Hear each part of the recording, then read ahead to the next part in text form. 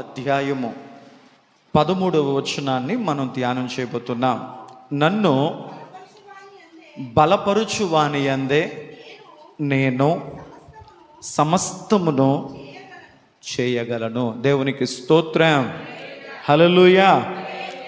అపోస్తలుడైనటువంటి పౌలు గారు ఫిలిప్పీ పట్టణంలో ఉన్నటువంటి సంఘాన్ని ఉద్దేశించి పత్రిక రాస్తూ, ఓ నా ప్రియ దేవుని బిడ్డలారా, ప్రభునందు మెట్టుకు నా ప్రియ సహోదరులారా అని చెప్పి, ఈ లోకములో ఏది యోగ్యమైనది, ఏది సత్యమైనది, ఏది మెప్పైనది, ఏది మాన్యమైనది, ఏవి న్యాయమైనవి, ఏవి పవిత్రమైనవి, ఏవి రమ్యమైనవి, ఏవి ఖ్యాతిగలవి, వాటి మీద ధ్యాసించండి అని చెప్పాడు.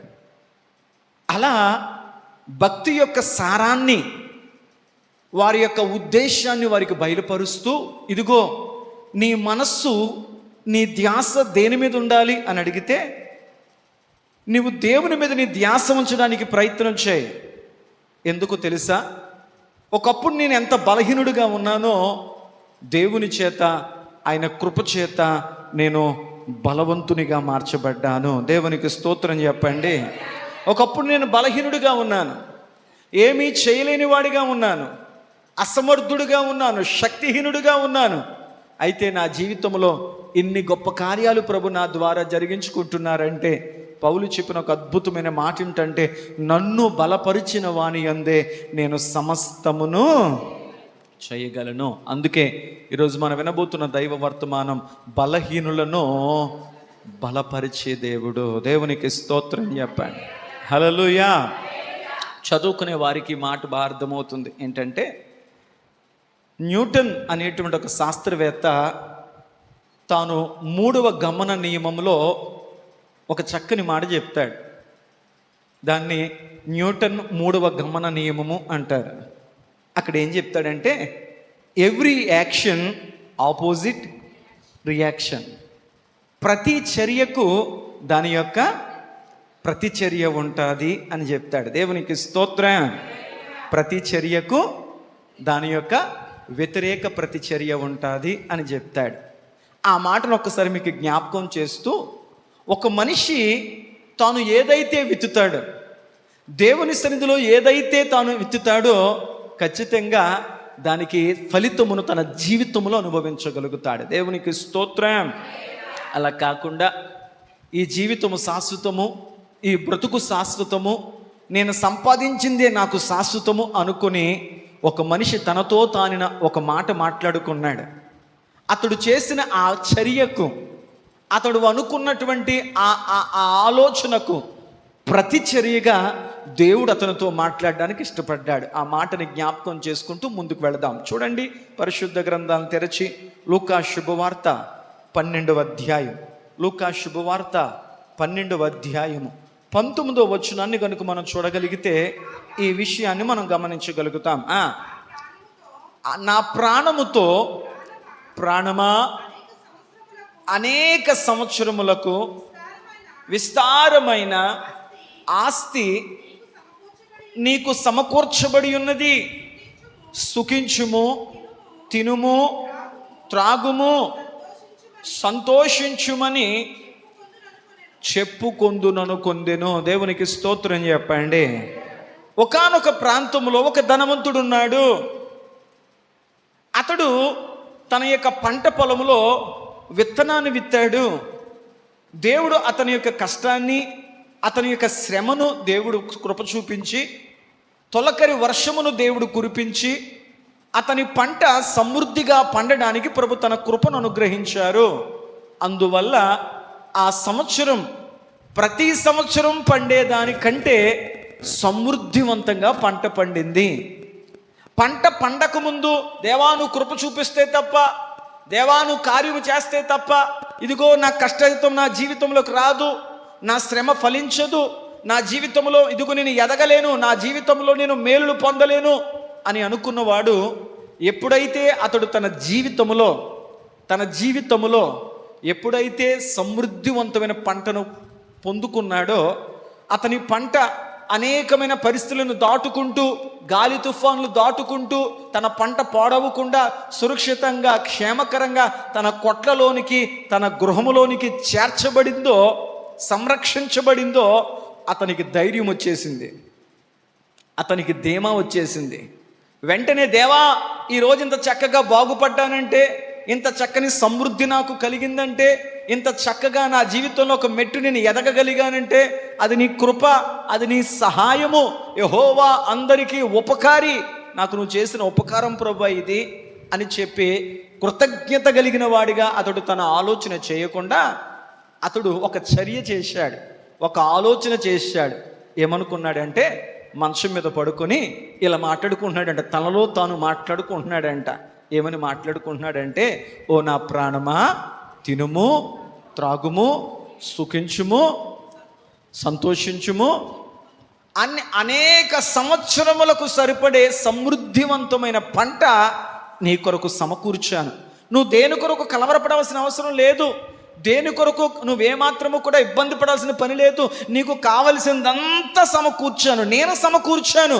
దేవుడు సమకూర్చాడు అనడం లేదు, నేను సమకూర్చుకున్నాను, నేను కష్టపడ్డాను, నేను పోగు చేసుకున్నాను, ఈ కష్టం నాది, ఈ ప్రయాస నాది, ఇది నా వల్ల నాకు జరిగింది అని దేవుడు చేసిన కార్యాన్ని గుర్తించలేని వాడిగా తానేదో తన దృష్టిలో గొప్పవాడును అనుకున్నట్లు, నా ప్రాణమా, తినుము, తాగుము, సుఖించుము, సంతోషించుము, నేను నీ కొరకు కావలసింది నేను సమకూర్చాను అన్నాడు.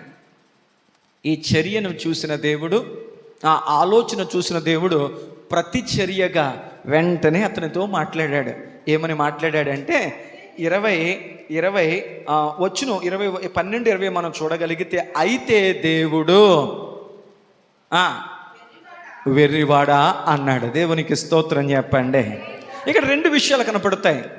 ధనవంతుడు మాట్లాడుతున్నాడు, ఇదిగో నేనే సంపాదించుకున్నాను, ఇదిగో నా బలము చేత, నా శక్తి చేత, నా జ్ఞానము చేత, నా సామర్థ్యము చేత, ఇదిగో నాకున్నటువంటి నైపుణ్యత చేత ఇదంతా నేనే సంపాదించుకున్నానని ధనవంతుడు మాట్లాడితే, ఆ ధనవంతుని మాట విన్న దేవుడు ఆ ధనవంతునితో మాట్లాడుతూ అన్నాడు, దేవుడు విర్రుడా అన్నాడు. దేవునికి స్తోత్రం, హల్లెలూయా. ఈ రాత్రి నువ్వు సంపాదించినది ఎవరి పాలగును? దేవునికి స్తోత్రం. అంటే నాకు ఒకటి అర్థమైంది, ఒక దేవుని బిడ్డ దేవుని సన్నిధిలో మోకరించి చేసేటువంటి ప్రార్థన ఏదైతే ఉందో, ఆ ప్రార్థన విన్న దేవుడు ఆ ప్రార్థనకు ఖచ్చితంగా స్పందిస్తాడో. దేవునికి స్తోత్రం. నువ్వు ఏదైతే దేవుని సన్నిధిలో గడుపుతూ, దేవుని సన్నిధిలో నువ్వు ప్రార్థిస్తూ, దేవుని దగ్గర నీ మొరను పెడుతూ, దేవుని దగ్గర నువ్వు ఏదైతే మాట్లాడుతున్నావో దాన్నంతటిని విన్న దేవుడు నువ్వు ఎలాగైతే దైవ సన్నిధిలో గడపగలుగుతున్నావో దానికి తగ్గాల్సినటువంటి చర్యను తిరిగి నీకు అనుగ్రహిస్తాడు. దేవునికి స్తోత్రం. ఇతడు దేవుని ద్వారా మేలు పొందుకున్నాడు, కానీ దేవుని ద్వారా ఆ మేలైన కార్యాలు పొందుకున్నాడు, కానీ ఆ మహిమను, ఆ ప్రభావమును, ఆ గొప్పతనాన్ని దేవునికి ఆరోపించకుండా, దేవునికి చేరవలసిన మహిమ, ఘనత, ప్రభావములను ఆయనకు ఇవ్వకుండా, ఇదంతా నా బలమే, నా జ్ఞానమే, నా శక్తే, నా సామర్థ్యమే, ఇందులో దేవుని గొప్పతనం అంటే తన్ను తాను హెచ్చించుకున్నాడు, తన్ను తాను గొప్పవానిగా చేసుకున్నాడు. ఈరోజు ఇలా బ్రతుకుతున్నానంటే, ఈరోజు ఇంత చక్కగా నా జీవితంలో స్థిరపరచబడ్డానంటే ఇది నాది, నాది, నాది, నాది అనుకున్నాడు. తన ఫలితంగా దేవుడు అన్నాడు, ఓరి వెర్రివాడా అని పిలిచాడు. దేవునికి స్తోత్రం. అలాగే బైబిల్ గ్రంథములో కొంతమంది వ్యక్తులు ఒకనాడు బలహీనులు. వినండి, ఒకానొకప్పుడు వారు బలహీనులు, ఒకానొకప్పుడు వారు శక్తిహీనులు, ఒకానొకప్పుడు వారు సామర్థ్యము లేనివారు, ఒకానొకప్పుడు వారి జీవితంలో ఏ కార్యములు చేయలేని వారు. అలాంటి వారు దైవ సన్నిధికి వచ్చి తమ స్థితిని దేవుని దగ్గర ఒప్పుకోవడం చేత బలహీనులను బలపరిచాడు. దేవునికి స్తోత్రం చెప్పండి. హల్లెలూయా, హల్లెలూయా, హల్లెలూయా. అయ్యో, ఒకప్పుడు వీరు బలహీనులే, ఒకప్పుడు వీరు చేతకాని వారే, ఒకప్పుడు వీరు అసమర్థులే, ఒకప్పుడు వీరు పిరికివారే, ఒకప్పుడు వీరు ఎందుకు పనికిరాని వారే, వీరి జీవితంలో ఏ కార్యాలు జరిగాయి, వీరి జీవితంలో ఏ అద్భుతాలు జరిగాయి, ఒకప్పుడున్నట్టు వారి జీవితం ఇప్పుడు లేదే, ఒకప్పుడు బ్రతికినట్లు వారు ఈరోజు బ్రతకడం లేదే, ఎందుకు వారి జీవితంలో ఇంత గొప్ప అద్భుతాలు జరిగాయి? ఏం జరిగింది వారి జీవితాల్లో? బలహీనులు బలవంతులుగా, శక్తిహీనులు శక్తివంతులుగా, అసమర్థులు సమర్థులుగా ఎలా మార్చబడ్డారు అని అడిగితే, వారి జీవితాల్లో అంత గొప్ప మార్పు రావడానికి బలహీనులు బలవంతులుగా, శక్తిహీనులు శక్తివంతులుగా, అసమర్థులు సామర్థ్యము కలిగిన వారిగా, చేతకాని వారు చేతనైన వారిగా అలా బలపరచబడ్డానికి గల కారణం ఏంటంటే, ఒకే ఒక కారణం ఏంటంటే, వారు దైవ సన్నిధిలో తమ స్థితిని దేవుని ఎదుట ఒప్పుకున్నారు. దేవునికి స్తోత్రం, హల్లెలూయా. ఈ ధనవంతుడు, ప్రభువా నేను బాహ్యున్నయ్యా, కేవలం నేను నిమిత్త మాత్రున్నయ్యా, నువ్వు పంట పండించి ఉండకపోతే, ఆ విత్తనం మొలకెత్తించి ఉండకపోతే, ఆ పంట నువ్వు కోత వరకు కాపాడి ఉండకపోతే, ఆ పంట నా ఇంటికి చేర్చేదాకా నువ్వు సహాయపడి ఉండకపోతే నేను ఎంతటి వాడిని అని దేవుని దగ్గర తన స్థితిని, తన బలహీనతను ఒప్పుకోకుండా ఇదంతా నా గొప్పతనమే అన్నాడు. వెంటనే పరలోకం నుంచి ఒక స్వరం వినపడింది, ఒరి వెర్రోడా, ఇది నీ గొప్పతనం కాదయ్యా. ఈరోజు ఆరోగ్యంగా ఉన్నామంటే నీ గొప్పతనం కాదయ్యా. ఈరోజు సజీవుడిగా ఉన్నామంటే నీ గొప్పతనం కాదయ్యా. ఈరోజు కుటుంబాన్ని పోషించుకోగలుగుతున్నామంటే నీ గొప్పతనం కాదయ్యా. ఈరోజు ఇంకా సజీవ లెక్కలో బ్రతికి ఉండగలుగుతున్నావంటే అది నీ గొప్పతనము కాదు. ఎందుకంటే అనేకులు హాస్పిటల్లో బ్రతకడానికి పోరాడుతూ ఉన్నారు. నువ్వంటావు ఎందుకు వచ్చిన బతుకు అంటావు. బ్రతకాలి బ్రతకాలి బ్రతకాలని చెప్పి మరణ పడక మీద పోరాడుతూ ఉన్నారు. అనేకులు ఏదో రకంగా ఇదిగో తెలుసో తెలియకో తప్పు చేసేస్తాం, మేము దొరికేస్తాం, మాకు స్వేచ్ఛ కావాలి, మాకు స్వేచ్ఛ కావాలని చెప్పి అనేకులు జైల్లో మొగ్గుతున్న వారు స్వేచ్ఛ కొరకు బయటికి రావడానికి ఆతృత పడుతున్నారు. దేవుడు ఆరోగ్యాన్ని ఇచ్చాడు, మంచి కుటుంబాన్ని ఇచ్చాడు, పోషించుకునే ఏదో ఒక మార్గాన్ని దేవుడు చూపించాడు, ఇంత గొప్ప స్వేచ్ఛను ప్రభునికి ఇచ్చాడు. ఇవన్నీ అనుభూతి చెందుతూ ఆస్వాదిస్తూ, ప్రభువా నేనేమై ఉన్నానో అది కేవలం నీ కృప, నేనెంతటి వాడినయ్యా, నా కుటుంబం ఏపాటిదయ్యా, నాకంటే గొప్ప వాళ్ళు రాలిపోతున్నారు, నాకంటే డబ్బున్న వాళ్ళు రాలిపోతున్నారు, నాకంటే సంపన్నులు రాలిపోతున్నారు, నాకంటే వ్యాపారస్తులు వ్యాపారంలో గొప్ప గొప్పగా పేరు పొందిన వారు సైతం వ్యాపారాలు కూలిపోతున్నాయి, కుటుంబాలు కూలిపోతున్నాయి, సంసారాలు కూలిపోతున్నాయి, ఆరోగ్యాలు కూలిపోతున్నాయి, చదువులు కూలిపోతున్నాయి, అనేక మంది కట్టుకున్న కోట గోడలు కూలిపోతున్నాయి. రీసెంట్గా వచ్చిన ఒక చిన్న తుఫాను దెబ్బకే చైనా మొత్తం బురదగా మారిపోయిందంట. ప్రకృతి కర్రెళ్ళ చేస్తే మానవుడా నీ బలం ఎక్కడా, నీ శక్తి ఎక్కడా, నీ సంపాదన ఎక్కడా, నీ సామర్థ్యం ఎక్కడా? అది ఎరిగిన భక్తుడు అంటాడు, ప్రభా నాదంటూ ఈ లోకాన ఏదీ లేదయ్యా, నాకున్నదంతా నువ్వు ఇచ్చిందే. ఈరోజు ఇలాగా నిలబడగలిగానంటే, నీ బలిపీఠము చెంతకు రాగలిగానంటే, మిమ్మల్ని స్మరిస్తూ స్తుతించగలిగానంటే, గడిచిన రాత్రి నాకు ఇచ్చిన మంచి నిద్రను బట్టి, వేకుజామున ఆరోగ్యవంతుడిగా లేవనెత్తిని బట్టి, ప్రతి స్థితిని బట్టి నీకు. జీవితంలో చాలామంది ఆశ చచ్చిపోయి బ్రతుకుతున్నారు. మా రాత మారుతుంది ఏంట్లే, మా బ్రతుకు మారుతుంది ఏంట్లే, మా పరిస్థితులు మారుతాయి ఏంట్లే, మేము బాగుపడతాం ఏంట్లే అని అనేకులు ఆశలు చనిపోయి బ్రతుకుతున్నారు. దేవా మా ఆశలు ఇంకా మాలో బ్రతికిస్తున్నందుకు ఏ రోజుకైనా మా పరిస్థితులు మారుతాయి, ఏ రోజుకైనా ప్రభు మా పక్షాన అద్భుతాలు చేస్తారు, ఏనాటికైనా దేవుడు మా కీడును మాకు మేలుకరంగా మారుస్తాడు అనే ఆశతో బ్రతకగలిగే నిరీక్షణ మాలో పుట్టిస్తున్నావు. చూసావా, ఆ నిరీక్షణ గొప్పది. దేవునికి స్తోత్రం చెప్పండి. ఆశ లేని వాడిని దేవుడు కూడా ఆశీర్వదించాడంట. నీలో ఒక నూతన ఆశను పుట్టిస్తున్నాడు. చూసావా, దేవుడు నూతన చిగురు పుట్టిస్తున్నాడు ప్రభు కదా. ఆ చిగురును బట్టి కూడా నువ్వు ప్రభువుకి. ఈ ధనవంతుడు తనకు కలిగిన ప్రతిదాన్ని బట్టి దేవుడు కారణం కాదు, నేనని చెప్పి తనను తాను దేవుని దగ్గర గొప్ప చేసుకున్నాడు. తత్ఫలితంగా దేవుని యొద్ద నుంచి వచ్చినటువంటి స్పందన ఏంటంటే, ఒరి వెర్రివాడా అన్నాడు.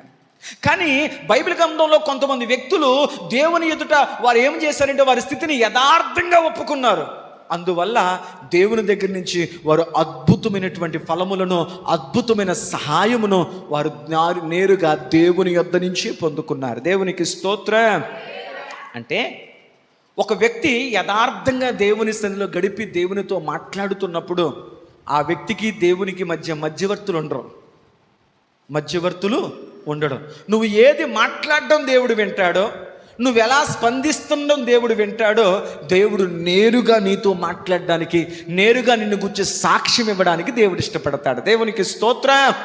నేను అంటాను, పౌలు గారు మీరు చెప్పిన మాట ప్రకారం నన్ను బలపరుచు అని యందు నేను సమస్తమును చేయగలన్నారు కదా, మరి భక్తులను దేవుడు ఎందుకు బలపరిచాడు అంటే ఒకే ఒక్క కారణం, వారు దైవ సన్నిధికి వచ్చి యథార్థంగా దేవుని ఎదుట తమ బలహీనతలు ఒప్పుకున్నారు.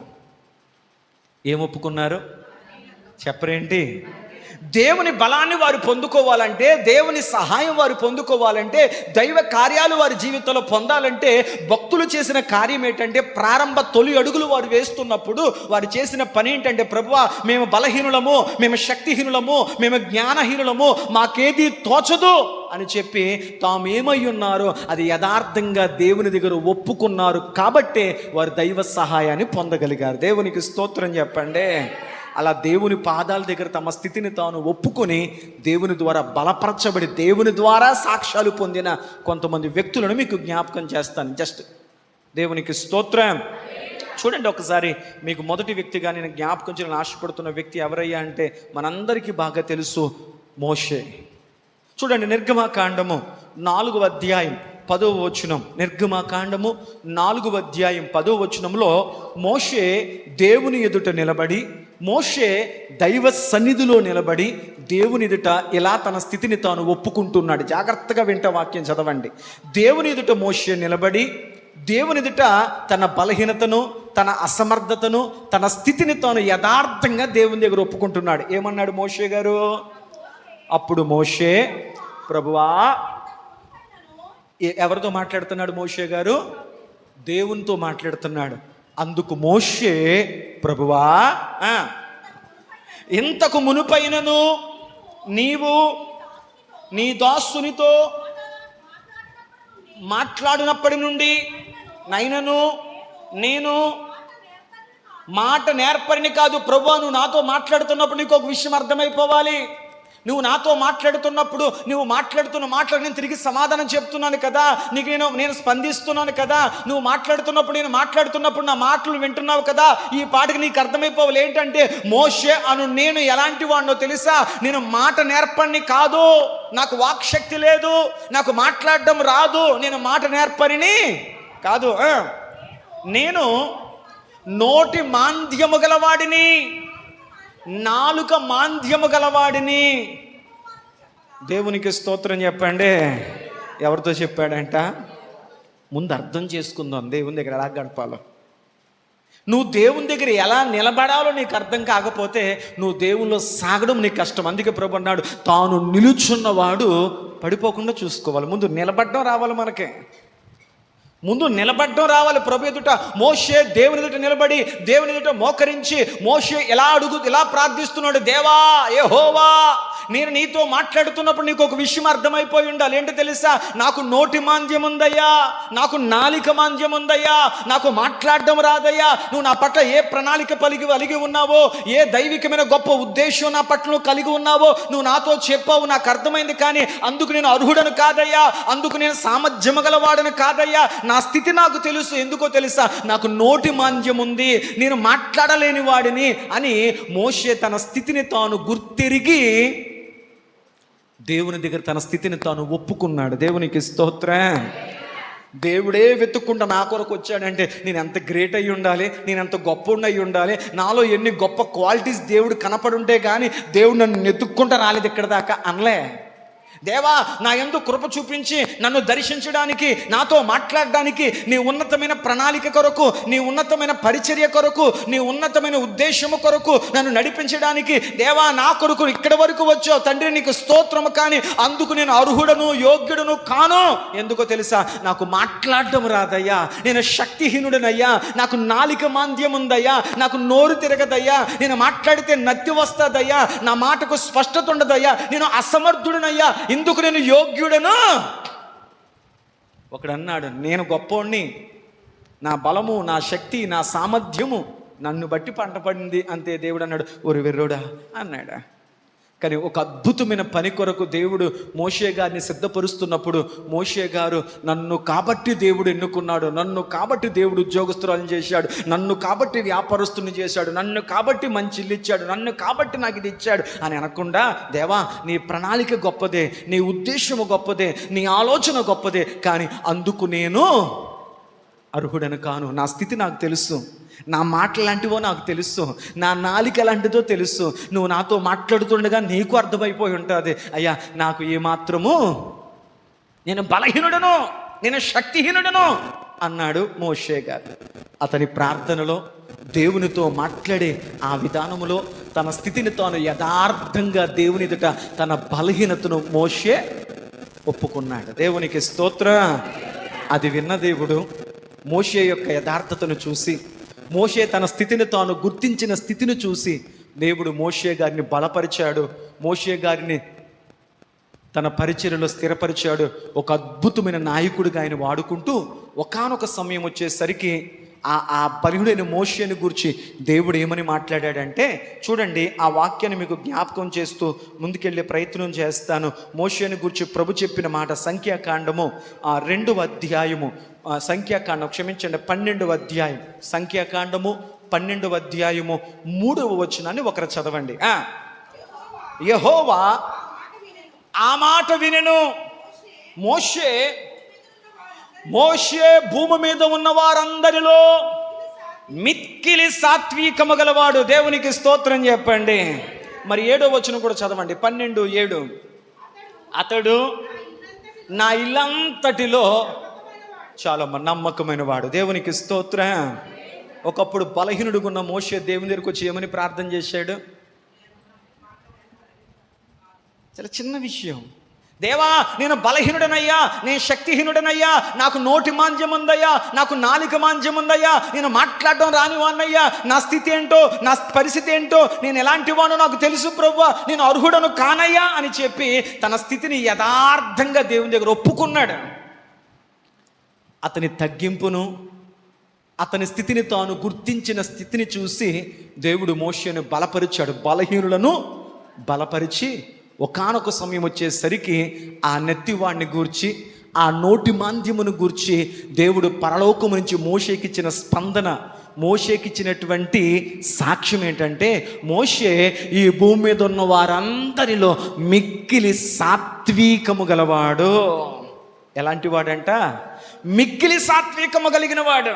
అంత మాత్రమే కాదు అని చెబుతూ మరలా దేవుడు అంటున్నాడు, మోషే నా ఇల్లంతటిలో, నా పరిచర్య అంతటిలో, నేను అప్పగించిన పనంతటిలో మోషే నాకు నమ్మకమైన వాడు. ఒకప్పుడు అన్నాడు నేను శక్తిహీనుడనయ్యా, బలహీనుడనయ్యా, మాట్లాడడం రానివాడినయ్యా అన్నాడు. అలాంటి మోషేను దేవుడు బలపరిచి అతనిని గూర్చి ప్రభు చెప్తున్న సాక్ష్యం ఏంటంటే, అతడు సాత్వికుడు, రెండవది అతడు నాకు నమ్మకమైన వాడు. దేవునికి స్తోత్రం. అయ్యా నీ జీవితంలో ఈ కార్యం ఎలా జరిగింది మోషే గారు అని అడిగితే మోషే గారు చెప్పే ఒకే ఒక్క సాక్ష్యం ఏంటంటే, నేనేంటో నా దేవుని దగ్గర యథార్థంగా ఒప్పుకున్నాను. ఆమెను చెప్పండి. హల్లెలూయా. రెండవ వ్యక్తిని మీకు జ్ఞాపకం చేసే ప్రయత్నం చేస్తాను. చూడండి, 1 సమూయేలు గ్రంథం 24వ అధ్యాయము. బలహీనుడిగా ఉన్న మరొక వ్యక్తిని దేవుడు బలపరిచి అతనిని గూర్చి దేవుడు చెప్పిన ఒక అద్భుత సాక్ష్యాన్ని మీకు జ్ఞాపకం చేస్తాను. 1 సమూయేలు గ్రంథం 24వ అధ్యాయము 14వ వచనాన్ని చూడండి. ఇశ్రాయేలుల రాజు అయిన సౌలు ఎవరిని పట్టుకొన బయలుదేరి వచ్చి ఉన్నాడు. దేవా, ఇశ్రాయేలు రాజు అయినటువంటి సౌలు ఒక గొప్ప పరాక్రమ గల రాజుగా, ఇశ్రాయేలులకు మొదటిగా అభిషేకించబడినటువంటి మహారాజు అయిన సౌలు ఎవరిని పట్టుకోవడానికి వచ్చాడు? ఏ పార్టీ వాడిని పట్టుకోవడానికి వచ్చాడు? నేను ఎలాంటి వాడినో తెలుసా? నాలాంటి వాడిని పట్టుకోవడానికి, నాలాంటి ఒక బలహీను పట్టుకోవడానికి ఒక మహారాజు నన్ను వెంటాడుతున్నాడా? ఒక మహారాజు నన్ను పట్టుకోవడానికి వస్తున్నాడా?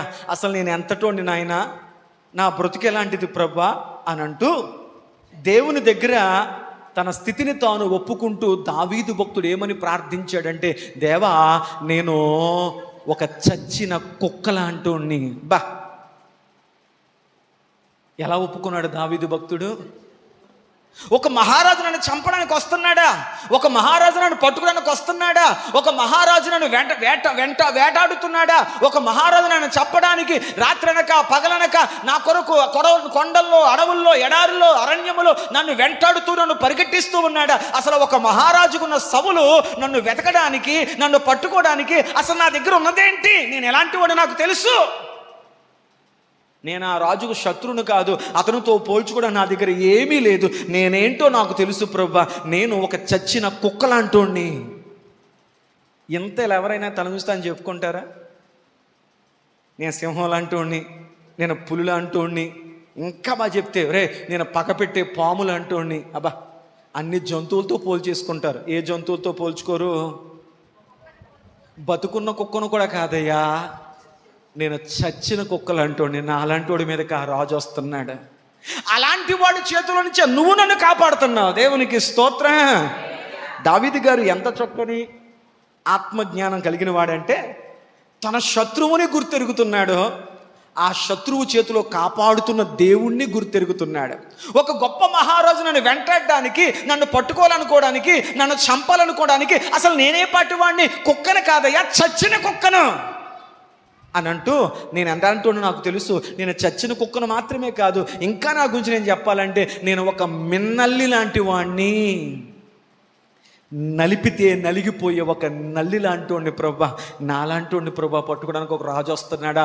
అలాంటి నన్ను కాపాడడానికి నాతో నువ్వు తోడుగా ఉన్నావా? దేవునికి స్తోత్రం. బా, ఎంత గొప్ప అద్భుతమైన ప్రార్థన! ఎంత చక్కగా తనను తాను, దేవా నన్ను కాపాడుండకపోతే అరణ్యములో ఇదిగో ఆ సింహము బలము నుండి, ఆ ఎలుగుబంటి బలము నుండి, నా గొల్యాతు యొక్క చేతిలో నుండి, దేవా నా జీవితంలో నాకు ఎదురు ఎన్నో ప్రమాదాల నుంచి నన్ను తప్పించుకోకపోతే అక్కడే నేను చచ్చిన వాడిగా పడుందునయ్యా. ఈ పాటికి నా శరీరం ఎండిపోయేది, ఒక చచ్చిన కుక్కలని బతకాల్సినోడిని, ఇప్పుడు చావాల్సినోడిని, విలువలేనోడిని, గుర్తింపు లేనోడిని. నా తండ్రికి వెనకాల బోలెంత మంది కొడుకులు ఉన్నారు, నేను ఉన్నా లేకపోయినా పెద్ద కొరతేం లేదు. ఒక చచ్చిన కుక్క లాంటి ప్రభా, ఎప్పుడో చావలసిన వాడిని అరణ్యంలో, కానీ కాపాడుకుంటూ ఒక రాజు నన్ను పరిగెట్టిస్తున్నాడు. ఆ రాజుతో నుంచి నన్ను కాపాడుతున్నావు. నా స్థితి నాకు తెలుసు ప్రభా, నువ్వు కాపాడేంత గొప్పని కాదు, ఆయన వెంటాడేంత శక్తివంతుడిని కాదు. నేనేంటో నాకు తెలుసు, నేను ఒక చచ్చిన కుక్క లాంటి వాడిని, ఒక మిన్నల్లి లాంటి వాడినయ్యా. అబ్బా, ఎంత తగ్గింపు! తన స్థితిని తాను ఎంత గొప్పగా ఒప్పుకున్నాడు, గ్రహించగలిగాడు. ఈ రోజులో ఒక వ్యక్తిని నువ్వు దొంగవే అంటే దొంగ ఒప్పుకుంటాడా? నువ్వు పలానా వ్యక్తివి అంటే ఒప్పుకుంటాడా? దొరికేదాకా ఒప్పుకోడు. కానీ దావీదు భక్తుడు తాను ఎదుర్కొంటున్న పరిస్థితులు ఎదుట అంటున్నాడు, ప్రభా అతడు నన్ను వెంబడించడానికి నేనెంతటి వాడిని, నన్ను పట్టుకోవడానికి, నువ్వు నన్ను కాపాడడానికి అసలు నేనెంతటి వాడిని ప్రభా అని తన స్థితిని తాను ఒప్పుకుంటూ దేవుని దగ్గర తన బలహీనతలు ఎదుటి బట్టి దేవుని దగ్గర తన స్థితిని తను గుర్తిరిగాడు. కనుక అలాంటి బలహీనుడను దేవుడు బలపరిచి, స్థిరపరిచి, అభిషేకించి, ప్రతి అనుభవములు అతని చెయ్యిని దాటించి ఆ దావీదును బలపరిచిన దేవుడు దావీదు నుంచి ఒక అద్భుతమైన సాక్ష్యాన్ని చెప్తున్నాడు. చూడండి, నా మాట మీకు జ్ఞాపకం చేసి ముందుకు వెళతాను. మొదటి సమూయేలు గ్రంథం క్షమించండి, బహుశా మొదటి సమూయేలు గ్రంథం 13వ అధ్యాయం 14వ వచనం. మొదటి సమూయేలు గ్రంథం 13వ అధ్యాయం 14వ వచనం. అమ్మా, మొదటి సమూయేలు గ్రంథం 13వ అధ్యాయం 14వ వచనం. యెహోవా, దేవుడు మాట్లాడుతున్నాడు. మీరు గమనించగలిగితే ఎవరు మాట్లాడుతున్నారో ముందు చెప్తున్నాడు. దావీదు ఇలా అన్నాడు, దానికి స్పందించిన దేవుడు యెహోవా అంటే దేవుడు మాట్లాడుతున్నాడు. ఏమని మాట్లాడుతున్నాడు? నా చిత్తానుసారమైన మనస్సు కలిగిన ఒకరిని నేను కనుగొని ఉన్నాను, నీకు ఆజ్ఞాపించిన దానిని నీవు గైకొనకపోతివి గనుక యెహోవా తన జనుల మీద అతనిని అధిపతినిగా నియమించును. దేవునికి స్తోత్రం. ఏమని దేవుడు సాక్ష్యం ఇచ్చాడు దావీదు కోసం?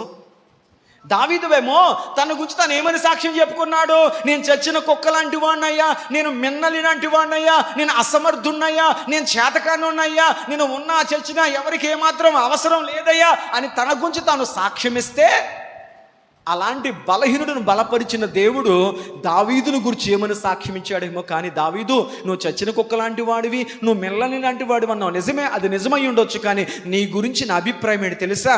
నీ గురించి నా సాక్ష్యం ఏంటో తెలుసా? నీవు నా చిత్తాన్ని నెరవేర్చేవాడవి, నువ్వు నా హృదయానుసారుడవు, నా చిత్తము నీ పట్ల నెరవేర్చాలని ఆశపడుతున్నాను కనుక నీవు నా చిత్తానుసారుడవు, నీవు నా హృదయానుసారుడవు అని దేవుడు సాక్ష్యం ఇచ్చాడు. దేవునికి స్తోత్రం. 2 విషయాలు నాకు అర్థమయ్యాయి. నెంబర్ 1, భక్తులకు తమ పట్ల తమకు ఒక అభిప్రాయం ఉంది. అదే భక్తుల పట్ల దేవునికి ఒక అభిప్రాయం ఉంది. దేవునికి స్తోత్రం. హల్లెలూయా.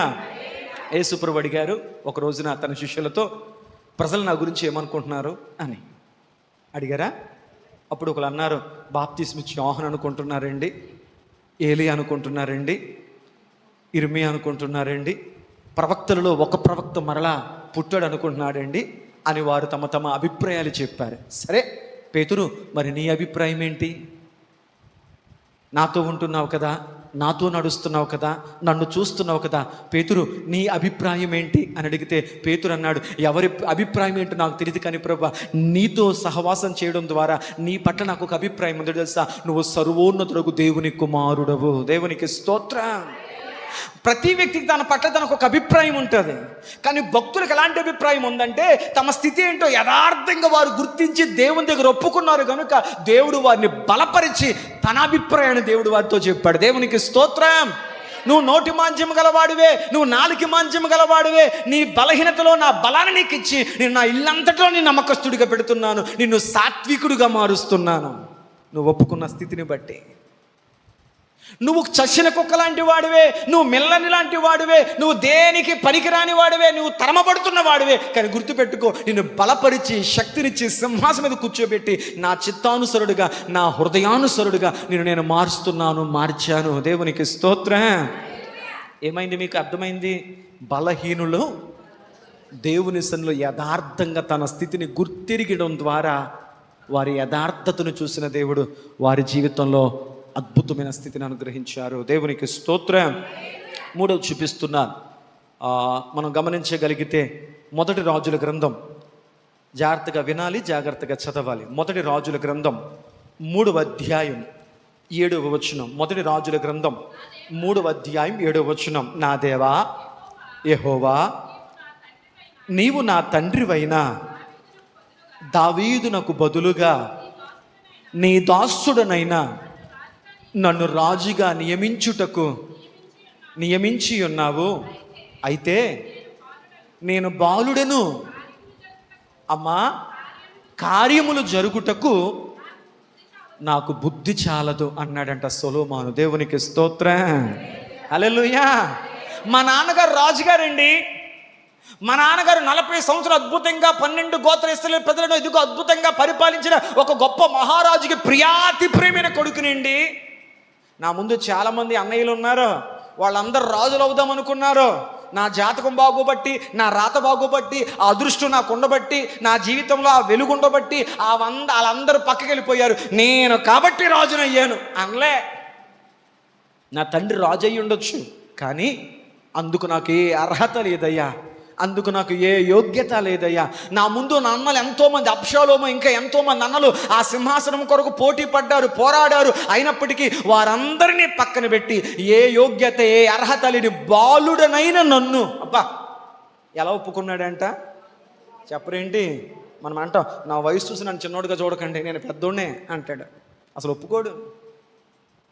కానీ సొలొమోను మహారాజు అయిన తర్వాత, అతని తల మీదకు కిరీటం వచ్చిన తర్వాత ఏమొచ్చిందంట చెప్పరేటమ్మా, అధికారం వచ్చిన తర్వాత తను 12 గోత్రాలకు ఒక అద్భుతమైన మహారాజుగా అభిషేకించబడిన తర్వాత, తన తండ్రి స్థానములోకి అతను వచ్చిన తర్వాత ఈ మాటలు చెప్పగలుగుతున్నాడు. ఏమని చెప్తున్నాడంటే, అయ్యా నేను బాలుడనే ఈ ప్రజలను పరిపాలించుటకు నాకు బుద్ధి సరిపోదయ్యా, జ్ఞానం సరిపోదయ్యా, ఆలోచన సరిపోదయ్యా అన్నాడంట. దేవునికి స్తోత్రం. అమ్మ మీకేనా అర్థమవుతుందా? ఎందుకు వారు తమ జీవితాల్లో దైవ కార్యాలు పొందుకున్నారు అని అడిగితే, వారు యథార్థంగా తమ స్థితిని దేవుని ఎదుట ఒప్పుకున్నారు. నువ్వు ఒప్పుకుంటేనే దేవుడి నీ మీద కనికరపడతాడు. ఒప్పుకుంటేనే దేవుడు నీ స్థితిని మారుస్తాడు. ఒప్పుకుంటేనే దేవుడు నీకు సహాయము చేసి నిన్ను స్థిరపరచడానికి ఆయన ఇష్టపడతాడు. దేవునికి స్తోత్రం. అతిక్రమములు దాచిపెట్టువాడు వర్ధిల్లడు, వాటిని ఒప్పుకొని విడిచిపెట్టువాడు దైవ కనికరాన్ని పొందుకుంటాడు. దేవునికి స్తోత్రం. సొలొమోను మహారాజు అయిన తర్వాత మహారాజు అవ్వకముందు ఒప్పుకున్నాడండి. మహారాజు అయిన తర్వాత మహారాజు అవ్వకముందు అతనికి ఏ బ్యాక్గ్రౌండ్ లేదు, ఏ పలుకుబడి లేదు. కాబట్టి సొలొమోను మాట్లాడినాడండి అంటే అవకాశం ఉంది. ఇప్పుడు మహారాజు అయిపోయాడు, అతని తండ్రి స్థానంలోకి వచ్చేసాడు. అతని కింద పరిచారకులు, అతని కింద సైనికులు, అతని కింద ఇదిగో లక్షలాది మంది సహచరులు ఉన్నారు. అతని కింద వేలాది మంది, లక్షలాది మంది ప్రజలు అతని ఆజ్ఞకు కనిపెడుతున్నారు. అతను ఏదంటే అదే నెరవేరే పరిస్థితుల్లో కూడా సొలొమోను దేవుని ముందు నిలబడి ఏమనుంటున్నాడంటే, ప్రభువా నేను బాలుడను, నేను దేవుని ముందు నిలబడ, నేను మనుషుల ముందు గొప్పనేమో కానీ దేవా నీ ముందు నేను బాలుడను. మోషే అన్నాడు, నేను మనుషుల దగ్గర ఎలాగైనా మాట్లాడతానేమో కానీ నీ ముందు మాట్లాడేంత నోటి శక్తి నాకు లేదయ్యా. దావీదు అన్నాడు, నేను మనుషుల దగ్గర ఎలాంటి వాడు నాకు తెలియదు కానీ దేవా నీ దృష్టిలోకి నేను చచ్చిన కుక్కలాంటోని నాలాంటోని పట్టించుకున్నావేంటి ప్రభు నీవు? నేనెంత, నా బ్రతుకెంత. అందుకంటాడు మొదటి సమూయేలు గ్రంథములో, ఇంతగా నీవు హెచ్చించుటకు దేవా నేనే పాటివాడిని. ఏ పాటివాడిని? కుక్కలు అంటోడిని, మామూలు కుక్కను కాదు, నా కుటుంబం ఏ పాటిది. అలాంటి మమ్మలను ఈ స్థితిలో, అంటే దావీదు గారు రాజైనా కానీ ఆనాడు చేసిన ప్రార్థన మర్చిపోలే. ఏ స్థితి నుంచి ఏ స్థితికి తీసుకొచ్చేసావయ్యా, ఎక్కడి నుంచి లేపి ఎక్కడ పెట్టావయ్యా, పెంట కుప్పల మీద ఉన్న నన్ను సింహాసనం తీసుకొచ్చి పెట్టావయ్యా, నేనెంతటి వాడిని, నా కుటుంబం ఏపాటిది. ఇది భక్తుల ప్రార్థన. కానీ మరి కొంతమంది ఉంటారు, అతడు స్థిరపడిన మీదట ఏమయ్యాడంట, స్థిరపడిన మీదట హృదయమందు గర్వించి చెడిపోయి చెయ్యకూడని కార్యాన్ని చేసి కుష్ఠరోగం తెచ్చుకున్న రాజు లేడా? కానీ సొలొమోను మహారాజు మనకు మాదిరికరమైన భక్తిని నేర్పుతూ, అయ్యా నేను మహారాజుని అయిపోయాను, నా తల మీదకి కిరీటం వచ్చేసింది, నా చేతిలోకి రాజదండం వచ్చింది, అయినను దేవుని ముందు నిలబడి ఉంటున్నాడు, ప్రభువా నేను బాలుడను, నాకు ఈ కార్యములు జరిగించుటకు, తీర్పులు తీర్చుటకు, న్యాయమును జరిగించుటకు నాకు బుద్ధి చాలదు దేవా అని దేవుని యథార్థంగా ఒప్పుకున్నాడు తన స్థితిని. అది విన్న దేవుడు అతనికి ప్రతిస్పందిస్తూ, అతనికి జవాబునిస్తూ, చూడండి ఏం రాయబడింది అక్కడ మనం గమనించగలిగితే, మొదటి రాజుల గ్రంథం 3వ అధ్యాయం 12వ వచనం. మొదటి రాజుల గ్రంథం 3వ అధ్యాయం 12వ వచనం. నీవు ఇలాగున ఎలా అడిగాడంట చెప్పండి తల్లి, నేను బాలుడను, నాకు బుద్ధి చాలు, నువ్వు అడిగావు. చూసావా నీ తగ్గింపేంటో, నీ స్థితిని నువ్వు ఎలా గుర్తించగలిగావో అది నేను చూశాను గనుక, నేను నువ్వు చేసిన ఈ మనవిని నేను విన్నాను గనుక నీ మనవిని ఆలకించి ఉన్నాను. నేను నీకేమిస్తున్నాను తెలుసా? నీ బలహీనత నువ్వు ఒప్పుకున్నావు కదా, నీ స్థితిని నువ్వు ఒప్పుకున్నావు కదా, అప్పుడు నేను నీ స్థితిని, నీ యథార్థతను చూసి నీకేం చేస్తున్నానంటే బుద్ధి వివేకములు కలిగిన హృదయము నీకు ఇచ్చుచున్నాను. పూర్వీకులలో నీ వంటి వాడు ఒక్కడును లేడు, ఇక మీదట నీ వంటి వాడు ఒక్కడు కూడా. అబ్బా, అద్భుతమైనటువంటి కృప చూపించేశాడు దేవుడు. నేను బాలుడను దేవా, నాకు జ్ఞానం లేదు, నాకు బుద్ధి లేదు, నా స్థితి ఏంటో, నా పరిస్థితి ఏంటో నాకు తెలుసు ప్రభువా. నాలాంటి తీసుకొచ్చి కుర్చీ ఎక్కించేశారు నాయన, నాలాంటి తీసుకొచ్చి సింహాసనం ఎక్కించేశారు ప్రభువా, నాకు సరిపోదయ్యా, నా స్థితి నాకు తెలుసయ్యా అని యథార్థంగా తన స్థితిని తాను గుర్తించి దేవుని దగ్గర ప్రార్థించిన సొలొమోను ప్రార్థన విన్న దేవుడు, ఆ సొలొమోనా ఎంత తగ్గింపు, ఎంత వినయం, నీ స్థితిని ఎంత చక్కగా నువ్వు గుర్తించో కనుక ఇదిగో నేను నీకు ఇస్తున్న కృప, నిన్ను బలపరుస్తున్న స్థితి ఏంటంటే బుద్ధి వివేకముల గల హృదయం నీకు ఇస్తున్నాను. అంత మాత్రమే కాదు, నీ పూర్వీకుల్లో నీకున్న జ్ఞానం, నీకున్న తెలివి, నీకున్న ఆలోచన నీ పూర్వీకులకు లేదు, నీ తర్వాత వచ్చేవారికి, ఆఖరికి మీ నాన్నగారికి కూడా లేదు. కొన్ని ప్రార్థనలు, కొన్ని ఒప్పుకోళ్ళు నీ శక్తికి మించిన అద్భుతాలు నీ జీవితాల్లో చేస్తాయి. దేవునికి స్తోత్రం, హల్లెలూయా. మీకు అర్థమైందా? అందుకే యథార్థవంతుల ప్రార్థన, యథార్థవంతుల కుటుంబము, యథార్థవంతుల బిడ్డలు అని ఎందుకు అన్నాడంటే, భక్తి జీవితంలో మనకు రావలసింది మొదట యథార్థత. నీ స్థితిని నీవు ఇప్పుడు మీరు ఆలోచించండి, ప్రభా నా భక్తి ఎలాగుంది, అసలు మందిరానికి ఏ టైంకి వస్తున్నాను, అసలు చర్చికి వచ్చి నేను ఏ వాక్యం వింటున్నాను, అసలు బైబిల్ తెరుస్తున్నానా, రిఫరెన్స్లు చూస్తున్నానా, వేలు పెట్టి నేను వాక్యాన్ని చూడగలుగుతున్నానా, అసలు వాక్యాన్ని నేను రాసుకోగలుగుతున్నానా, ప్రతిదానికి ముసుకేసుకుని నేనో భక్తిపరుణ్ణే, నేనో ప్రార్థనకి వెళ్తున్నాను, నేనో క్రైస్తవుణ్ణే. లేదు, ప్రభు నిన్ను క్రైస్తవుడిగా కాదు, ఒక శిష్యుడిగా ఉండాలని కోరుకున్నాడు. నేర్చుకునేవాడిగా, వెంబడించేవాడిగా, ఆచరించేవాడిగానే ఉండాలి. దేవునికి స్తోత్రం. ఈనాడు అంత ఏమైపోయిందంటే, నచ్చినప్పుడు వస్తాడు, కాలక్షేపం చేస్తాడు, అందరితో పాటు వెళ్ళిపోతాడు. ఏమి నేర్చుకున్నారు అంటే, ఇల్లు వచ్చేసాను. ఆచరించేసుకునే భక్తి, ఆచరించే భక్తి కాదు, ఆచరించుకుని వెళ్ళిపోయే భక్తి. అందుకే జీవితాలు అద్భుతాలు జరగడంలే, అందుకే నష్టపోతూ ఉన్నారు అనేక మంది వ్యక్తులు. కనుక మూడో వ్యక్తిని, బహుశా మీకు నాలుగో వ్యక్తిని జ్ఞాపకం చేసే ప్రయత్నం చేస్తాను. చూడండి, లూకా శుభవార్త 3వ అధ్యాయము 16వ వచనం. లూకా శుభవార్త 3వ అధ్యాయం 16వ వచనంలో మరొక అద్భుతమైనటువంటి వ్యక్తి జీవితాన్ని దేవుడు మనకు మాదిరిగా చూపిస్తున్నారు. యోహాను, నేను నీళ్లలో మీకు బాప్తిస్మం ఇచ్చుచున్నాను, అయితే నాకంటే శక్తివంతుడొకడు వచ్చుచున్నాడు, ఆయన చెప్పుల వారును విప్పుటకు నేను పాత్రుడను కాను. దేవునికి స్తోత్రం చెప్పండి. ఏమని చెప్పాడు బాప్తిస్మిచ్చి యోహాను గారు? మనమంటాం, నాకంటే గొప్పళ్ళు ఉంటారేంటి, నాకంటే శక్తివంతులు ఉంటారేంటి, నాకంటే సామర్థ్యం కలిగిన వాడు ఉంటాడేంటి, ఎవరైనా నా తర్వాతే అంటాం. కానీ బాప్తిస్మిచ్చేంటి యోహాను గారు యేసు ప్రభు గురించి మాట్లాడుతూ, నా యేసయ్య ముందు నేను నిలబడితే నా స్థితి నాకు ఎలా అర్థమైందో తెలుసా? ఆయన చెప్పులు వారను, ఆయన చెప్పులు మోయడానికి కాదు, ఆయన చెప్పులు తాకడానికి, ఆయన చెప్పులు విప్పడానికి కూడా నాకు యోగ్యత లేదు. దేవునికి స్తోత్రం చెప్పండి. హల్లెలూయా. ఆయన చెప్పులు మోయడానికి కాదయ్యా, ఆయన చెప్పులు విప్పడానికి కానీ, ఆయన చెప్పులు తాకే యోగ్యత లేదు అని చెప్పి తన స్థితిని యేసు ప్రభు ముందు తన స్థితిని తాను గుర్తెరిగి, ప్రభువా నీ చెప్పులు వారను విప్పుటకు కూడా నేను యోగ్యుడను. మండుతున్న ఒక ప్రవక్త, మండుతున్న ఒక దైవజనుడు, అనేకులకు దీపము వంటి వాడు. బైబిల్ అంటుంది, స్త్రీలు కనిన వారిలో బాప్తిస్మిచ్చి యోహాను వంటి వాడు ఒక్కడును లేడు. అలాంటి బాప్తిస్మిచ్చి యోహాను యేసు ప్రభు ముందు నిలబడి, ప్రభువా నేను ఎలాంటి వాడినో నాకు తెలుసు నాయనా, లోకానికి నేను గొప్పవాడిగా కనపడవచ్చు, కానీ నీ ముందు నా స్థితి నాకు తెలుసు. ఏంటో తెలుసా? నేను ఎలాంటి వాడినయ్యా అంటే, నీ చెప్పులు వారిని విప్పుటకు కూడా నాకు. దేవునికి స్తోత్రం చెప్పండి. హల్లెలూయా. అందుకే బైబిల్ యోహాను గారి గురించి దేవుడు సెలవిస్తున్నటువంటి ఒక చక్కని సాక్ష్యం చూడండి, మీకు జ్ఞాపకం చేస్తాను. లూకా శుభవార్త 1:14 చూడండి. లూకా శుభవార్త 1వ అధ్యాయం 14వ వచనం. అతడు ప్రభువు దృష్టికి గొప్పవాడై, దేవునికి స్తోత్రం చెప్పండి. ప్రభువు దృష్టిలో అతడు ఎలా ఉంటాడంట? దేవుని దృష్టిలో బాప్తిస్మిచ్చేవాడు యోహాను ఎలాంటి వాడిగా ఉంటాడంట?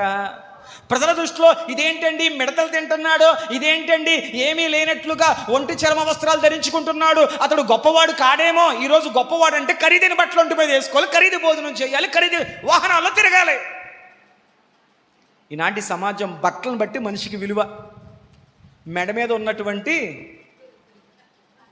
అలంకరణ బట్టి మనిషికి విలువ, కొన్ని సందర్భాలు చెప్పాలంటే వేసుకున్న చెప్పుల బ్రాండ్ను బట్టి విలువ. పలానా బ్రాండ్ వాడుతున్నాడంటే కొంచెం గట్టుడై ఉంటాడు. చెప్పులను బట్టి విలువ, బట్టలను బట్టి విలువ, ఆభరణాలను బట్టి విలువ, తాను ప్రయాణిస్తున్న వాహనాన్ని బట్టి విలువ. కానీ బైబిల్ అంటుంది, మనుషుల దృష్టిలో ఎలా ఉందో నాకు తెలియదు, కానీ యోహాను నువ్వు తగ్గింపుకొని నీ స్థితిని గుర్తించావు చూసావా, అది నాకు నచ్చిన నీ గురించి చెప్తున్న సాక్ష్యం ఏంటయ్యా అంటే, నువ్వు దేవుని దృష్టిలో, నా దృష్టిలో నువ్వు గొప్పవాడువయ్యా అని. ఇందాక నేను చెప్పిన మాట మరొకసారి జ్ఞాపకం చేసుకోండి. మత్తయి సువార్త 11:11లో, మత్తయి శుభవార్త 11వ అధ్యాయం 11వ వచనంలో యోహాను భక్తుని గూర్చి మరొక చక్కని సాక్ష్యాన్ని ప్రభు చెప్తారు. స్త్రీలు కనిన వారిలో బాప్తిస్మమిచ్చు యోహాను కంటే గొప్పవాడు పుట్టలేదు, నిశ్చయముగా చెప్తున్నాను. దేవునికి స్తోత్రం. ఎందుకని అంత గొప్పవాడయ్యాడు? దేవుడి దృష్టిలో గొప్పవాడయ్యాడు, మనుషుల దృష్టిలో కాదు.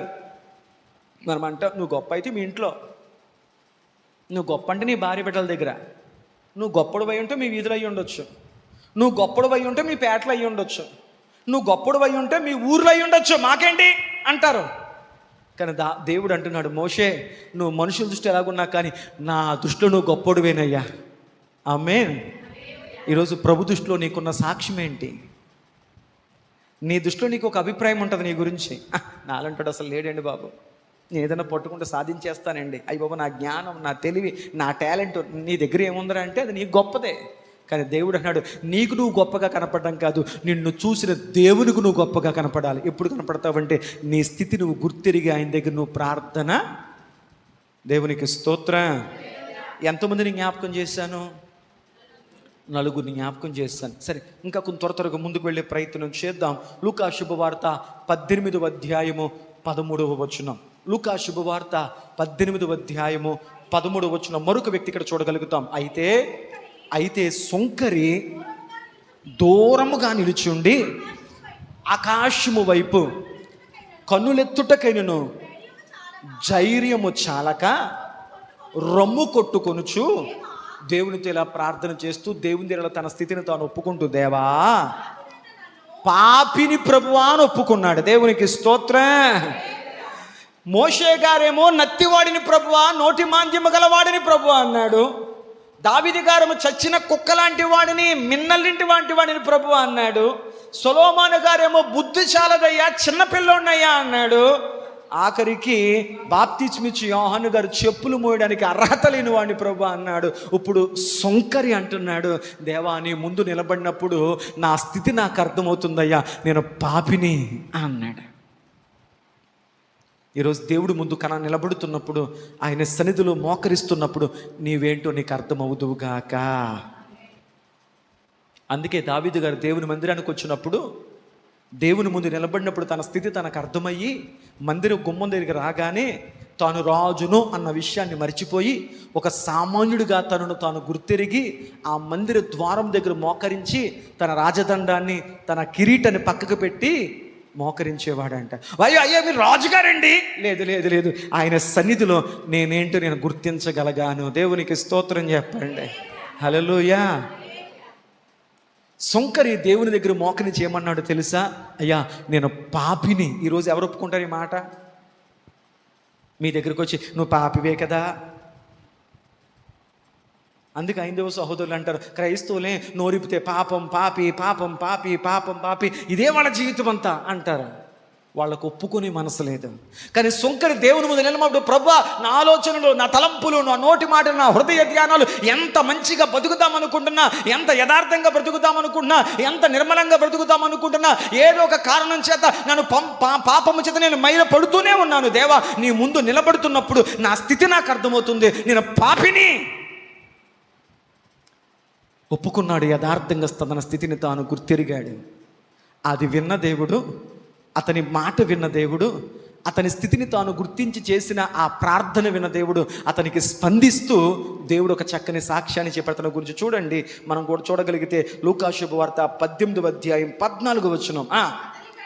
అతని కంటే ఇతడు దేవునికి స్తోత్ర నీతిమంతుడిగా తేల్చేశాడు. ఎవరు తేల్చేశారు? నాతో పెట్టుకుంటే తేల్చేస్తాను. నువ్వు తేల్చవసలేదు, దేవుడు తేల్చేస్తాడు.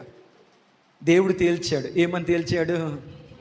నా కుమారుడా నీ దృష్టి నువ్వు పాపివే, కానీ నీ యథార్థత చూశాక, నీ స్థితి నువ్వు గుర్తెరిగావు చూసావా, ఆ స్థితిని చూశాక నా దృష్టిలో నువ్వు పాపివి కాదు, నువ్వు నీతిమంతుడు. యేసు క్రీస్తు రక్తము ప్రతి పాపములను కడిగి మనలను నీతిమంతులుగా మార్చుచున్నది. దేవునికి స్తోత్రం. పాపిని ఎలా మార్చాడంట? ఆయన నీతిమంతునిగా మార్చింది. దేవునికి స్తోత్రం. ఇంకా త్వరగా ముందుకెళ్ళే ప్రయత్నం చేస్తాను. 1 తిమోతి రాసిన పత్రిక 1వ అధ్యాయం 16వ వచనం. 1 తిమోతికి రాసిన పత్రిక 1వ అధ్యాయం 16వ వచనం. అమ్మా అయినను నిత్య జీవము నిమిత్తము తనను విశ్వసింపబోవు వారికి మాదిరిగా ఉండులాగున యేసుక్రీస్తు తన పూర్ణమైన దీర్ఘశాంతమును ఎలాంటి వాడంట? అయ్య బాబోయ్, ఏమంటున్నాడు? పాపులలో ప్రధాన పాపిని. రబ్బాయ్, ఈ పాపాత్ములు నిలబడండ్రా అని అడిగితే అందరికంటే ముందు నిలబడేది నేనే అన్నాడు పౌలు గారు. దేవునికి స్తోత్రం. ఈ సాక్ష్యం ఎప్పుడు చెప్పాడు? సౌలుగా ఉన్నప్పుడు కాదు, ఒక చక్కని ఆత్మీయుడిగా మార్చబడిన తర్వాత, ప్రార్థన పరుడిగా ఆత్మతో మనసుతో ప్రార్థించుట ఎరిగిన అనుభవంలోకి వచ్చిన తర్వాత, పౌలు గారు మీ భక్తి జీవితానికి వచ్చి మీరు ఏమైనా సాక్ష్యం చెప్తారు? మీ ఆకాశం అంటే ఎంత భక్తి మీకు ఉందని మీరు చెప్తారా? నాలాంటి ప్రార్థనా పరుడు, నాలాంటి గొప్ప వక్త, నాలాంటి ప్రసంగికుడు, నాలాంటి అద్భుతాలు చేసేవాడు అసలు యేసుక్రీస్తు శిష్యులతో పోల్చుకుంటే అయ్యా నేను చాలా అందరికంటే గొప్పోడిని అంటారా? ఇప్పుడు మీ పరిచర్య నడుస్తుంది గొప్పగా, చెప్పండి అని అడిగితే, అయ్యా నా గురించి నేను చెప్పాలంటే నేనేంటో నాకు తెలుసు. నేను పాపులలో ప్రధాన పాపిని. పాపాత్ములు వరుసగా నుంచోండ్రా అని అడిగితే అందరికంటే ముందు నిలబడ్డానికి అర్హత నాకుంది, ఎందుకంటే నేను ప్రధాన పాపినండి. ఆయన వస్త్రము తగిలితే చచ్చిన వాళ్ళు బతుకుతున్నారే, అతను నీడబడితే రోగాలు, వ్యాధులు, దెయ్యాలు పారిపోతున్నాయే. అలాంటి ఒక అద్భుతమైన దైవజనుడు తన స్థితిని తాను గుర్తెరిగి దేవుడి ముందు అంటున్నాడు, ప్రభువా నా ద్వారా నువ్వు ఎన్నో అద్భుతాలు చేసిన నా స్థితి నాకు తెలుసు. నేను ప్రధాన పాపిని. నువ్వు ఎంత ఎదుగుతున్నా, ఎంత వర్ధిల్లుతున్నా నీ స్థితిని నువ్వు గుర్తెరగలగాలి. దేవునికి స్తోత్రం. నేను ప్రధాన పాపిని అంటే అతన్ని గూర్చి దేవుని వాక్యం ఏమని సెలవిస్తుంది చూడ. అపోస్తుల కార్యాలు 9:15 మనం చూడగలిగితే దేవుడు తన గురించి ఒక అద్భుత సాక్ష్యాన్ని ఇస్తున్నాడు. అపోస్తుల కార్యాలు 9:15 అందుకు పౌలు గారు చెప్పిన మాటకు స్పందనగా, అందుకు ప్రభువు నీవు వెళ్ళుము, అన్యజనుల ఎదుటను రాజుల ఎదుటను ఇశ్రాయేలుల ఎదుటను నా నామము భరించుటకు ఇతడు. చూడండి, దేవుడు చెప్తున్న సాక్ష్యము, నేను ఏర్పరచుకున్న సాధనం. ఒక మాట చెప్పాలంటే నేను వాడుకునే పనిముట్టు, నా చేతిలో ఒక పాత్ర, నేను ఏర్పరచుకున్న నా సాధనం అన్నాడు. దేవునికి స్తోత్రం. పౌలు గారేమో నేను ప్రధాన పాపిని ప్రభువా అన్నాడు. కానీ యేసయ్య అన్నాడు, నువ్వు నేను నేను నేను నేను ఏర్పరచుకున్న సాధనమయ్యా. హల్లెలూయా, హల్లెలూయా. సమయం అయిపోయింది. ఇంకా ఇద్దరు ముగ్గురిని జ్ఞాపకం చేసి ముగిస్తాను. మరి ఎక్కువ మందిని మీకు చెప్పే ప్రయత్నం చేస్తాను. చూడండి, ఆదికాండం 32:27. ఆదికాండము 32:27 మనం చూడగలిగితే, యబ్బేకు రేవు దగ్గర రాత్రంతా దేవునితో పెనుగులాడిన తర్వాత నన్ను ఆశీర్వదించు, నన్ను ఆశీర్వదించు, నన్ను ఆశీర్వదించు అని ప్రార్థించిన వ్యక్తిని చూసి దేవుడు అడిగాడు, అయ్యా ఆయన నీ పేరేంటి అని అడిగాడు. అడగగా అతడు యాకోబు అని దేవునికి చెప్పాను. దేవునికి స్తోత్రం. నన్ను దీవించు ప్రభా, నన్ను దీవించు ప్రభా, నన్ను ఆశీర్వదించు ప్రభా, నన్ను ఆశీర్వదిస్తే తప్ప నీ కాళ్ళు వదలను ప్రభా అంటున్నావు కదా. సరే, అసలు నీ పేరేంటి? నీ పేరు తెలియకుండా ఎలా నిన్ను ఆశీర్వదిస్తాను? నీ పేరు చెప్పు. ఈరోజు కొంతమంది తమ పేర్లు చెప్పుకుంటా సిగ్గుపడుతున్నారు, నిక్నేములు పెట్టుకుంటున్నారు. మా అమ్మగారే మా నాన్నగారే ఏదో మోటు పేరు పెట్టారు, అది పెట్టుకుని పిలిపించుకుని నాకు ఇష్టం లేదు, దాన్ని నేను ఎలా మార్చేసుకున్నాను, నలుగురికి నచ్చేలా మార్చేసుకున్నాను, నలుగురు మెచ్చేలా మార్చేసుకున్నాను. లేదు లేదు, దేవుని ఎదుట నిలబడినప్పుడు యాకోబు దేవునికి మరొక పేరు చెప్పలేకపోయాడు. ఏమని చెప్పాడు తెలుసా? దేవా, నీ ఎదుట నేను యథార్థంగా నా స్థితిని గుర్తిరిగి నేను ఒప్పుకుంటున్నాను. నా పేరు యాకోబు. యాకోబు అంటే మోసగాడు. దావీదు నేను కుక్కని అన్నాడు, చచ్చిన కుక్కని అన్నాడు. నేను నత్తివాణ్ణి అన్నాడు, నేను పిల్లవాణ్ణి అన్నాడు, నేను చెప్పులు వేయడానికి అర్హత లేనివాణ్ణి అన్నారు. ఈరోజు నీ సాక్ష్యం అంటే దేవుని ముందు. సొంకరి నేను పాపిని అన్నాడు. ఇప్పుడు యాకోబు, దేవా నేను మోసగాడిని అన్నాడు. తన స్థితిని తాను గుర్తెరిగి దేవుని దగ్గర ఒప్పుకున్నాడు, నేను మోసగాడిని. వెంటనే దేవుని సాక్ష్యం చూడండి, దేవుని సాక్ష్యం చూడండి. 32:28 నీవు దేవునితోనూ మనుషులతోనూ మీ అన్నయ్యతో పోరాడి గెలిచేసావు, మీ నాన్నగారితో పోరాడి గెలిచేసావు, మీ మామగారితో పోరాడి గెలిచేసావు, దేవునితోను మనుషులతో పోరాడి నువ్వు గెలిచితివి గనుక ఇక మీదట నీ పేరు యాకోబు కాదు, ఇజ్రాయేలు. దేవునికి స్తోత్రం చెప్పండి. దేవుడు మార్చాడండి పేరు, దేవుడు మార్చాడు పేరు. ఇశ్రాయేలు అంటే అర్థమైతే సినిఫుట్లో చూడండి రాయబడిన మాట. ఇశ్రాయేలు అంటే దేవునితో పోరాడువాడు, ప్రార్థనలో పోరాడువాడు, ఆత్మీయతలో పోరాడువాడు, తన స్థితిని మార్చుకోవడానికి దేవునితో పోరాడువాడు. దేవునికి స్తోత్రం. దేవునితో పోరాడువాడు, దేవునిపై పోరాడువాడు కాదు. దేవునిపై పోరాటం అంటే ఏంటి? నీతో యుద్ధం చేస్తాను, నీ మీద యుద్ధం చేస్తాను. ఏంటి తేడా? స్తోత్రం. హల్లెలూయా, హల్లెలూయా. దేవునితో యుద్ధం చేయడం కాదు, దేవునిపై యుద్ధం చేస్తున్నారు. పాస్టర్ గారు పై యుద్ధం చేస్తున్నారు, సంఘంపై యుద్ధం చేస్తున్నారు కదా. Small things make for a big difference అంటున్నాడు. నేను యాకోబునయ్యా, నేను మోసగాడినే, ఎంత సంపాదించుకున్నా నేను మోసగాడినే. అప్పటికి కోటేశ్వరుడు అయిపోయాడు, సమృద్ధి కలిగిన వాడిగా మారిపోయాడు. కానీ తన స్థితి దేవుని దగ్గర యథార్థంగా. ఈరోజు ₹1 ఉంటేనా అన్నీ మార్చేస్తున్నారు. కానీ యాకోబు దేవుని యథార్థంగా తన స్థితిని ఒప్పుకున్నాడు కనుక దేవుడు యాకోబుని చూసి, ఇక నువ్వు మోసగాడు కాదయ్యా, నువ్వు దేవునితో పోరాడువాడివి. దేవునికి స్తోత్రం. బలపరిచిన దేవుడు. ఈనాటికి అద్భుతాలు జరుగుతున్నాయి ఇశ్రాయేలు దగ్గర. దేవునికి స్తోత్రం. త్వరగా ముందుకెళ్ళిపోదాం. ఆది కాండము 18వ అధ్యాయం 27వ వచనం. ఆది కాండము 18వ అధ్యాయము 27వ వచనం. త్వరగా. అందుకు అబ్రహాము, ఇదిగో ధూళియు బూడిదనైనా నేను ప్రభువుతో మాట్లాడ తెగించుచున్నాను. దేవునికి స్తోత్రం. ఇప్పుడు అబ్రహాము గారి పని వచ్చింది. అప్పటికి అబ్రహాము గారు ఆ దేశం అంతటిలో ఒక ఉన్నతమైన ధనవంతుడిగా మారిపోయాడు, ఉన్నతమైన కోటేశ్వరుడిగా మారిపోయాడు. అతడు అడుగుపెట్టిన ప్రతి స్థలమును దేవుడు అంచెలంచెలుగా ఉన్నతంగా అబ్రహాము గారిని దేవుడు దీవించేశాడు. పశు సమృద్ధి, పనివారు సమృద్ధితో ఉన్నాడు. అటువంటి గొప్ప సంపన్నుడిగా, గొప్ప ధనవంతుడుగా ఉన్నటువంటి అబ్రహాము గారు దేవుని ముందు అన్నాడు, ప్రభువా నీ ఎదుట నా స్థితి నాకు తెలుస్తున్నాయినా, నేను ధూళి దుమ్ము. అబ్బా, అందుకు కదండి వీళ్ళు భక్తులయ్యారు, అందుకు కదా వీళ్ళు విశ్వాస వీరులయ్యారు. మరి మనం ఎందుకు భక్తులు కాలేకపోతున్నాం? మన డ్రెస్ నెలక్కడదు, మన ఒంటికి చెమటట్టకూడదు, మన మోకాళ్ళ మీద మచ్చపడకూడదు, అసలు మన జుట్టు చెరక్కూడదు. కన్నీళ్లు కార్చిన అనుభవాలు ప్రార్థించి ఎంతకాలం అయిపోయిందో సంఘాలకు.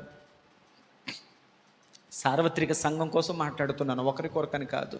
ఒక్కసారి సంఘమా, ప్రియ దేవుని బిడ్డ, నీ స్థుతి నువ్వు గుర్తెరిగితేనే దేవుని దగ్గర నీ సాక్ష్యం ఉంటుంది. దేవునికి స్తోత్రం. హల్లెలూయా.